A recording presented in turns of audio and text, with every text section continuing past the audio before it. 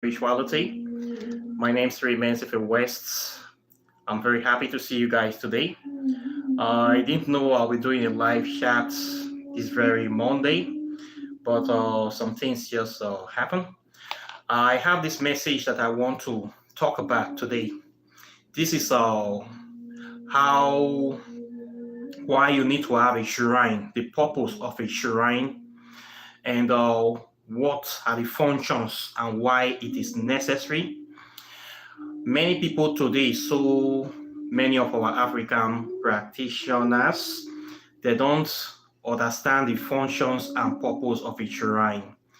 And many of them look at these places as evil places, as demonic places, as fearful places. Today, I want to clear that up on this live chat. Okay?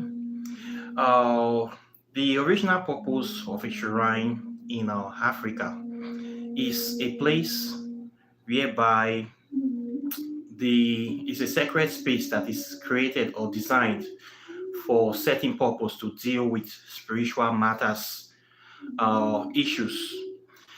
Think of your shrine as a modern day laboratory, and you will understand more and why the shrine is necessary for the life of a practitioner.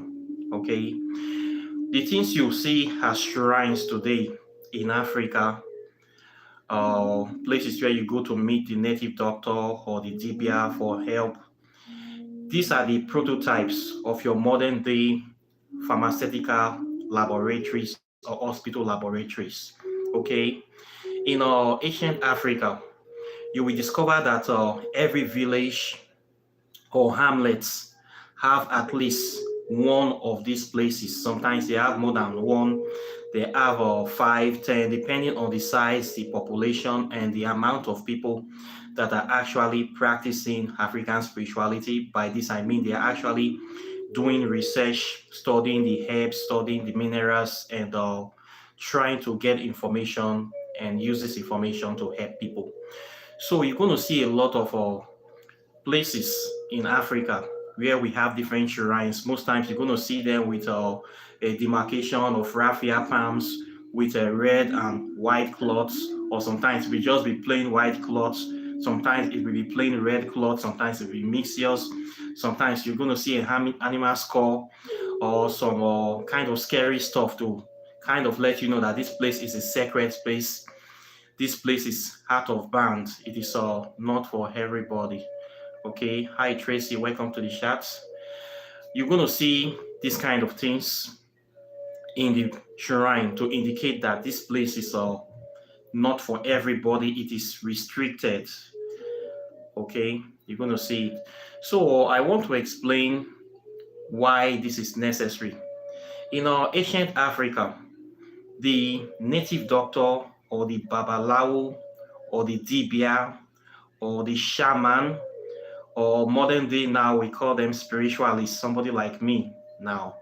Any name is the same function they are fulfilling. So this person is a scientist. A scientist, by this I mean, is a student of nature. He studies nature to find out the secrets of nature and how to use these secrets to help people or to live in harmony with nature. So a scientist does the same thing.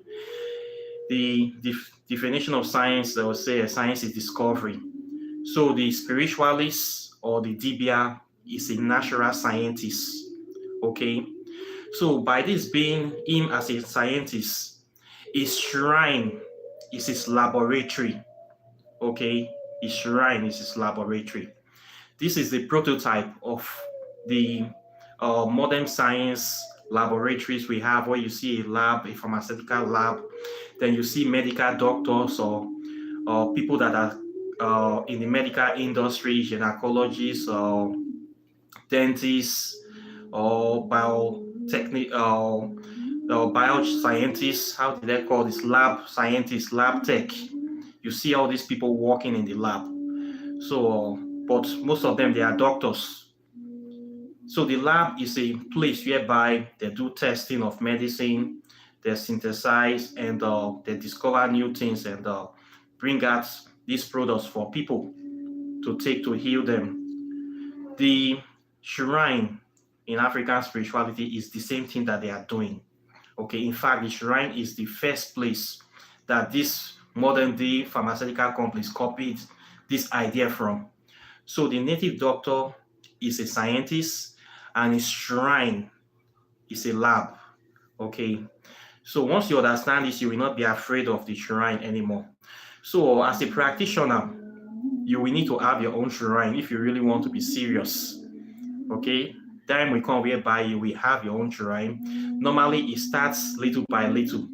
It starts with you having your sacred space at home. This practice is progressive. You have a sacred space, you have your table, whereby you put your pictures of your deities or the statues, or your incense or your candles. Then you start meditating, praying to them, or studying your spiritual books there. As time goes on, you will find out that that place will start getting bigger and bigger. As you begin to study more about spirituality, you'll be adding more books, you'll be adding more items. As you are buying spiritual stuff, you're buying insects, you're buying oils, you're buying amulet, talisman, different things. You start accumulating stuff little by little. Before you know, that place it begins to grow. It gets to a point, then you find out that you have lots of stuff depending on your degree of seriousness or your obsession or your interests. So before you know, you have what we call them spiritual baggages. So many spiritual artifacts and items will now come into your possessions. In Africa, we call it zobo zobo. In Nigeria, you call it zobo zobo. These are the properties of a native doctor. These properties includes a lot of herbs. You will see stones. You will see all kind of funny objects there. You will see different kind of animal skins, bones of animals, graveyard deaths, different kind of things. Some of these stuff are dangerous. Some of these stuff are toxic. Some of these stuff are what you will say not for the feeble-hearted. So when you start accumulating this stuff to other people, to outsiders, they will think you are a crazy person. It will look like rubbish or dustbin. It will be like dirty for their eye. But to you, the spiritualists, these are very, very valuable items. These are items that some of them will take you a long time to get. Something like graveyard deaths, you put it in your altar. It's not easy to get stuff like that. It's not easy to get some kind of object. Maybe it can be heads of cobra. It can be some kind of animals that are very, very rare. You get their bones of those kind of stuff. People will say these are just ordinary bones, but to you, they are very, very valuable, highly sought after. So with time, you will have lots of strange items that will be in your house. Okay, these are the kind of things that it goes with a spiritualist. So when you have this kind of strange items, you cannot be keeping it lying around for everybody to get access to. Okay, maybe you live in your house, you have children, you have wife or you have husband. You can't allow them to be seeing all these things. They will contaminate those objects, or they will think you are going mad. So you need to have a space where you'll be keeping all these your items, your spiritual items. This is how you will now get your own shrine. It will be a room inside your house, maybe in the attic or in the basement, somewhere that nobody can get access to. Some people use the spare toilet in their house. It can be your garage. You just convert it to a laboratory or a shrine. So this place you'll be locking it. That is where you'll be doing your spiritual experiment and exercise. This is how the practice develop. When you go to some people's shrine, you see the kind of items they have amassed for years. You'll be shocked. You see different people have different stuff. Some people have more than one. Guess what? I've seen people that have 10 shrines. Some people have 13, depending on their seriousness. These are places that are different shrines dedicated to different deities, and they venerate all these deities constantly. They make contact, they do a lot of study. So you can see some practitioners are very, very serious. You can see some, based on what you see that they're having, you will know their degree of seriousness. Then some people also want to prop some fake people too. They will just arrange a place, decorate it to be very scary, so that when you see it, you will think they are very serious practitioners. That is if they want to scam people, of course. But if you are somebody that is intuitive, when you go to a shrine, if you are actually a practitioner, when you see, you should be able to know if this person is serious or not. With the kind of things you will see, there are some things that go together, there are some things that don't go together. You can easily discern if this person is a real practitioner or is just a fake practitioner pretending to defraud people. So, as a practitioner, you need to know all these things. So, the shrine, it grows, especially if you are called to these paths. If you are a real spiritualist, if this is your calling, you will discover that anywhere you go, you will be accumulating objects, and these things just grow. Before you know, you have like all over the place, you have a lot of items, and people will start getting afraid of you. So, what is the purpose of this shrine space? What do we use this shrine for? Okay, so as you have now known that the shrine is like a traditional lab. What do we use this traditional lab for? When you go to the village, the first purpose is a sacred space for communicating with your spirits, communicating with the gods, with the ancestors. In this shrine, you're going to see a spot for offering. It can be a slab, it can be bowls for pouring libation, blood offering, drink offering, food offering. You're going to see it like a traditional, typical altar you see in every religion. You see this in Hinduism, Buddhism, Christianity, all indigenous religion. You're going to see this. The first point is a sacred space for communicating with the spirits. Okay, that is one purpose. The second purpose of this shrine is for testing and experimenting with the herbs and the spells that you have been learning. Okay, so we do a lot of experimentation there. When you learn of a new spell, of course, where are you going to test it? You will test it in your shrine. It is your laboratory. Okay, that is where you are going to be doing your testing. Nobody is going to be there. It is allowed to do your testing there. You get your herbs, you do your pounding, you do your mixing, you do your maceration, your dissecting, your burning, your alchemical essentials, everything your spiritual practice, we do it in this shrine. If you are from Africa, you go to any of our African shrine, you always see them. This is the place that they do all the spells. You see the native doctor mixing his stuff.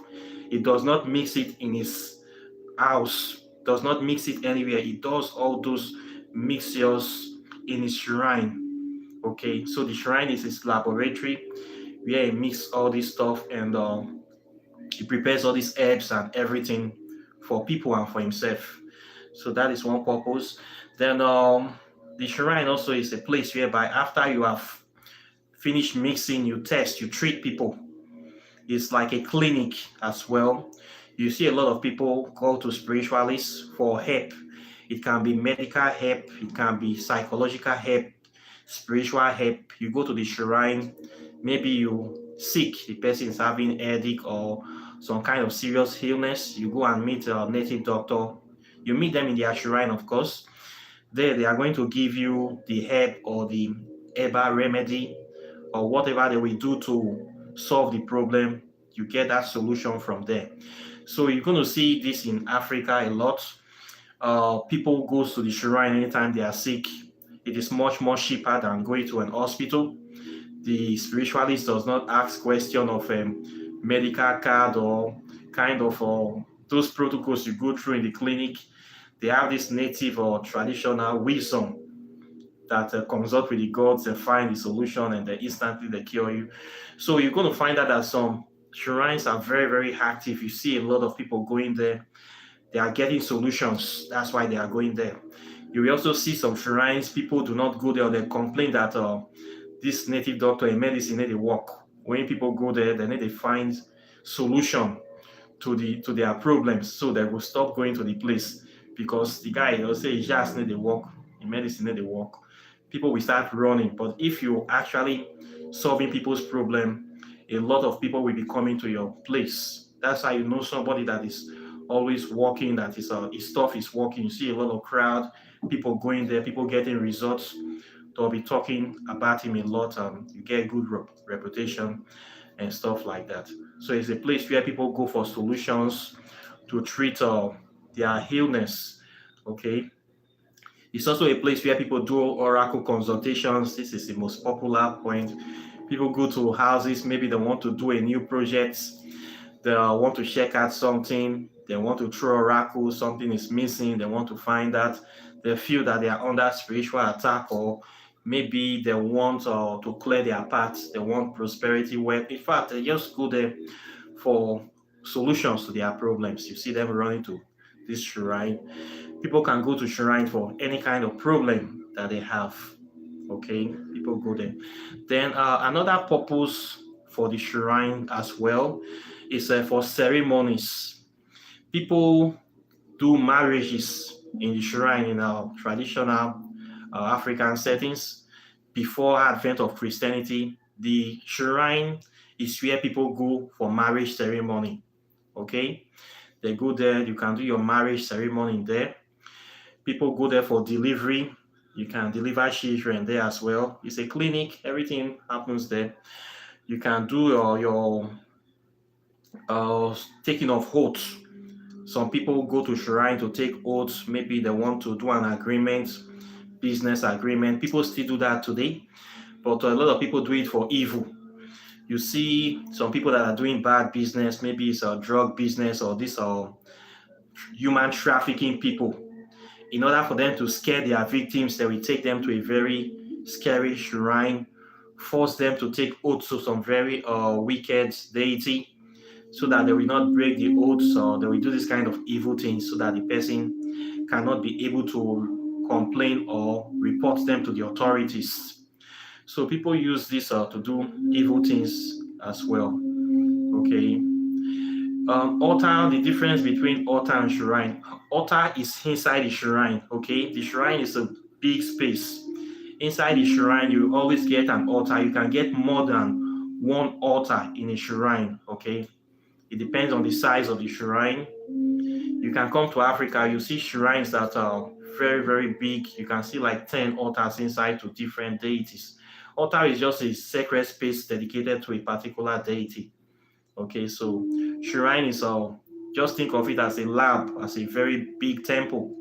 As a temple, we call it shrine in Africa, West Africa, some other places. In Kemet, it is a temple.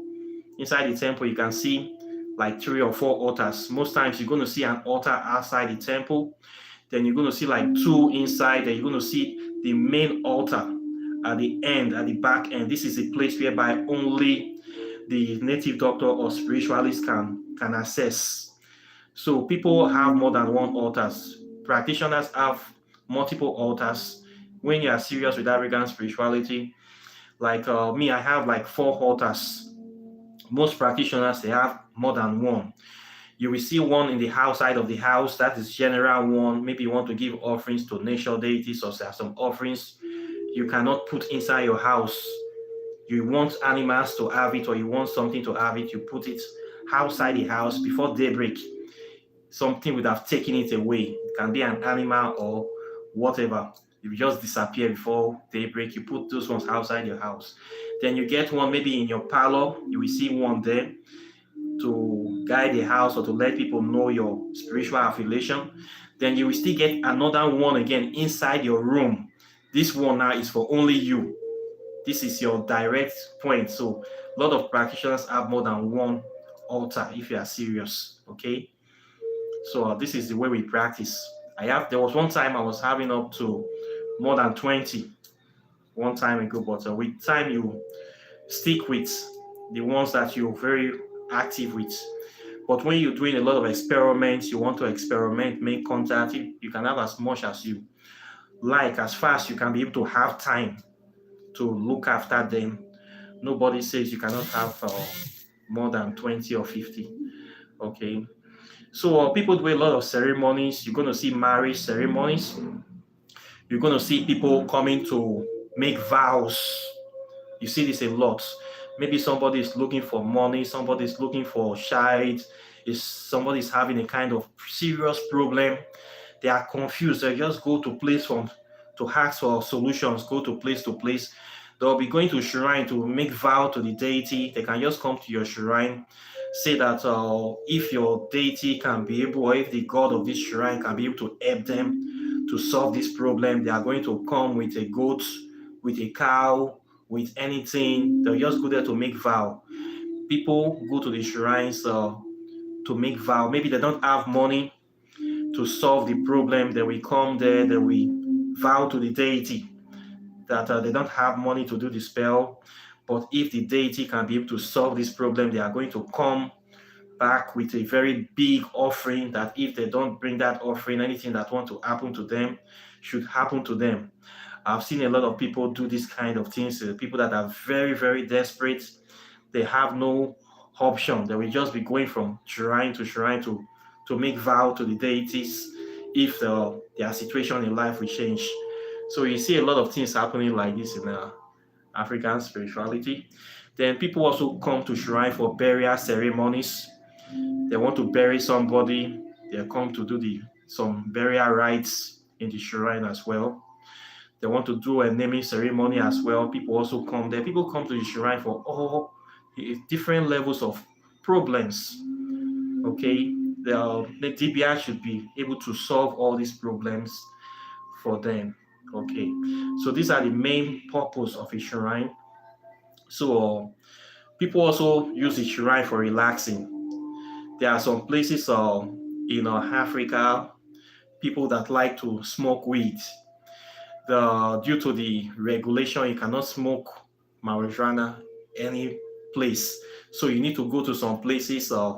You're going to find that the place you can smoke Shila safely are kind of traditional shrines, whereby the authorities are afraid to come and raid people at that kind of place. So you see a shrine, they dedicate this shrine to weed. People just go there to go and get high. Yeah, we have an example of this is Fela Shrine in Nigeria, Ikesha. Fela Anikpola Kokuti. Is African Shrine is a place where people go to get high. As you know, Fela is an advocate of marijuana. So if you want to get high in Nigeria, it's one of the safest places. The only place you can actually smoke weed in Nigeria without fear of being arrested by the police, even the NDLA. Nobody goes there. They know that this is a sacred place dedicated for this very, very purpose.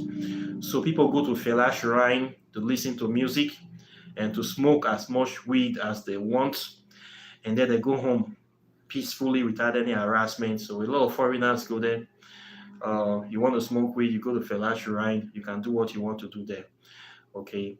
Then in parts of Nigeria as well, you're going to see spaces like this where people go to get high in African shrines that there are places the authorities never go to.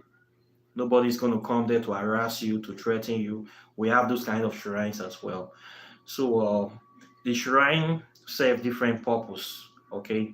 So as a serious practitioner, as you go deeper into your studies, you go deeper, you will find out that it is necessary to have your own shrine as well. Especially when you start solving problems for people, you will find out that you need to create a separation between your personal life and your spiritual life. So you will get a room. Normally, it starts with a little room in your house. People will be coming there for consultations. You'll be doing things. Before you know, the room will be filled up with a lot of objects. You have to get a bigger place. Sometimes the spirit will direct you. You have to get a place close to the river or inside the forest. Before you know, you have gone full blown into the practice. Then you start gathering items. Many times when people come to you to do spell, you might buy the material. You are not going to use up everything, of course. Maybe you might buy some special candles. You need only 2. You have to buy the packet. You will keep the rest. You might buy some herbs. You cannot use all the herbs You will use a little for the spare, you will keep the rest. By the time you start buying materials for different problems, before you know, you have a stockpile of different type of herbs all over the place. Some of these items are dangerous. Some of these items should not be contaminated by modern people coming to touch them. So when you find that you have a stockpile of spiritual items, you can't throw them away. It's not part of your life. You have to find a place to be keeping them. You can only keep this in your shrine. The shrine have to be protected. People cannot go in, cannot have easy access to it. So most times you see spiritualists that will put a scary sign. They're going to put skull of a dead animal. Sometimes they can even put human skull. They make the place very scary and frightening for people to get access to it. So that when you see this sign, you see the sign of death. You see the danger sign around. You know that this place is no entry. Nobody should come here. It's a serious place for the spirit. So you have to make it scary for people not to get access to it.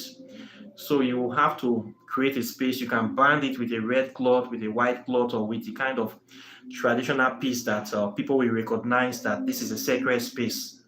So that is where you'll be keeping your items. That is where you'll be doing your work. When people see the place, they automatically respect the place. So nobody's coming to disturb you. They know that this is a traditional spiritual shrine.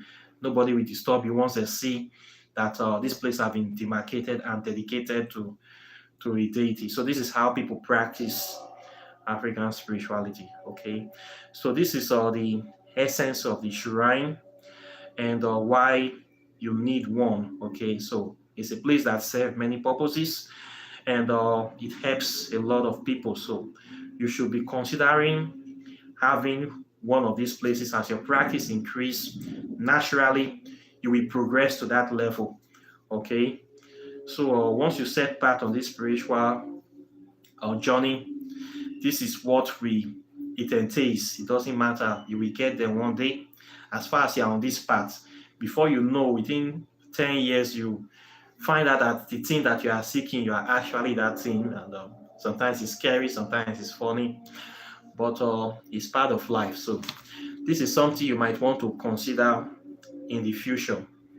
Okay, this is something you want to consider. And as a practitioner, you will need to have a space. Trust me, if you're on this path, you will progress to this level.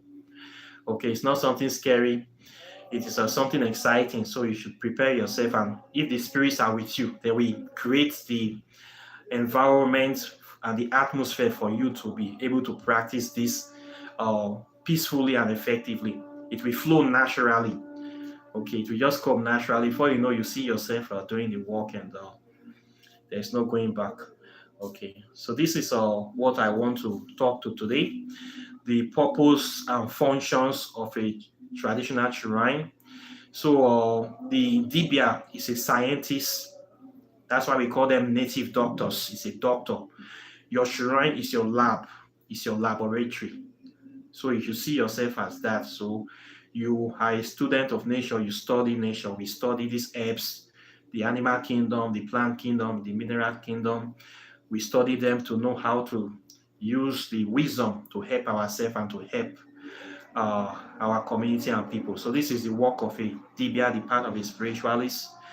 So interesting life, but it's not a life for everybody. Not everybody can do this. Many are called, but few are choosing. That is the way it works. So you should understand it. So when you go to a shrine, quite naturally, we have five elements, five elemental principles of nature and of magic: fire, water, earth, air, and spirits. These five elements is the five fundamental principles of this world. Okay, so every magical or spiritual practice, these five elements must be represented. Every shrine you go to on this earth, you must see these five elements represented. It is the things that come together, the building blocks of nature. Okay, so It is in us already. We humans already have the five elements in us. So it's in everything. So every shrine, you must see this principle. Okay, you must see this principle. You must acknowledge this principle. Once you know how to interact with it, you can be able to work with any spiritual system in the world. You can be able to work with any spiritual system you come in contact with, because it's in the foundation, the building block of every spirituality. Okay, so the five elements is a well uh, represented. You should know this. For people that want to study more, my students, I recommend them to read the Great Oracle of Tehuti, Medionator Volume 1. That is a very, very good book that talk about the African oracle system, the one we call the Metutu. If you want to know about the Metutu, African oracle system, Jehuti, system of Jehuti, spiritual system. They say we don't have textbook. That is a very, very good textbook that will give you knowledge about the working of the African oracle system. Okay, we give you clear understanding, very deep insights. So you need to get that book, or it's a recommended reading for all my students if you want to know about African spiritual practices. Okay, so it's a good read. We have other books as well. But you start with that one, you get a lot of good things from that. So uh, this is what I have for you today. Now you know the purpose and origin of a shrine. So any questions? I see somebody on the chat is asking about my website. I don't know why all my videos contain my website. You know where to contact me. I don't need that kind of distraction here. Sometimes you're doing videos, some people will want to show themselves, or they want to distract you from what you are saying. It is these Hebrew Israelites people. I don't know why they have this kind of character. This is not the place to ask for that. Okay, check the link under my video. You're going to get that if you really want to join. It's in all my recent videos. You see my link inside. Don't come and be asking that here. Okay, so this is what I have for you today. Questions and comments are welcome. Please like and share my videos. Subscribe to the channel. If you are interested in studying about African spirituality, my website is always there, www.kindoki.net. You're going to learn about African spirituality. You're going to learn about this stuff, the deep inner workings of African spirituality. And you don't need to travel to Africa. I always say this, okay? It's an open source thing. We're already connected to the African continent by blood. So you can be able to connect in the spirit world. We are not limited by time and space. So I believe you can learn this from any part of the world if you are open-minded.